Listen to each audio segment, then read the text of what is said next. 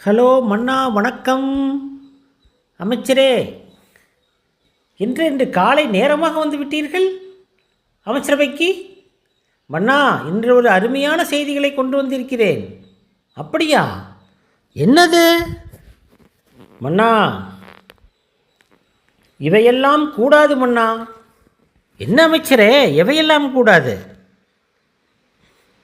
மன்னா, இவையெல்லாம் கூடாது. என்ன அமைச்சரே, விளக்கமாக சொல்லுங்கள். தனியாக தென்னை மரத்தை வீட்டில் வளர்க்கக்கூடாது. அப்படியா? ஏன் அமைச்சரே? மன்னா, ஏன் என்று கேட்கக்கூடாது மன்னா. அமைச்சரே, தெளிவாக கூறுங்கள். மன்னா, தென்னை மரத்தை தோப்பாக தான் வைக்க வேண்டும். தனியாக தென்னை மரத்தை வைக்கக்கூடாது என்று நம் முன்னோர்கள் கூறியுள்ளார்கள். அதற்கு ஒரு காரணம் இருக்கும். அப்படிங்களா அமைச்சரே?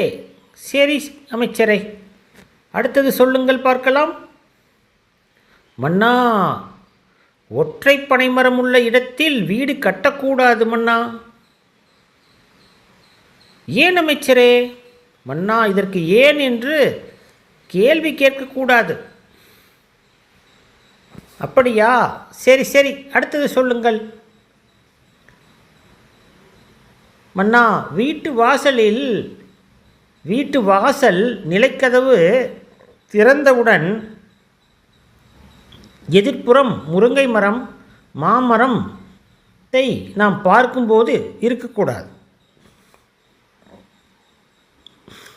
அமைச்சரே, கொஞ்சம் தெளிவாக சொல்லுங்கள், ஒன்றுமே புரியவில்லை.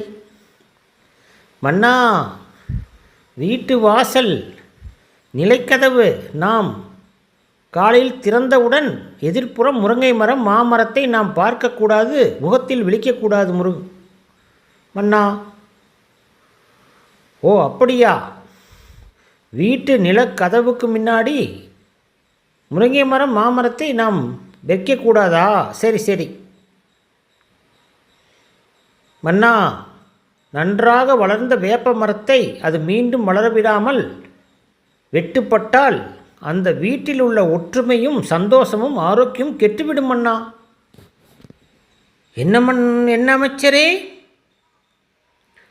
மன்னா, நன்றாக வளர்ந்த வேப்ப மரத்தை அது மீண்டும் வளரவிடாமல் வெட்டப்பட்டால் அந்த வீட்டில் உள்ள ஒற்றுமை, சந்தோஷம், ஆரோக்கியம் கெட்டுவிடும் மன்னா.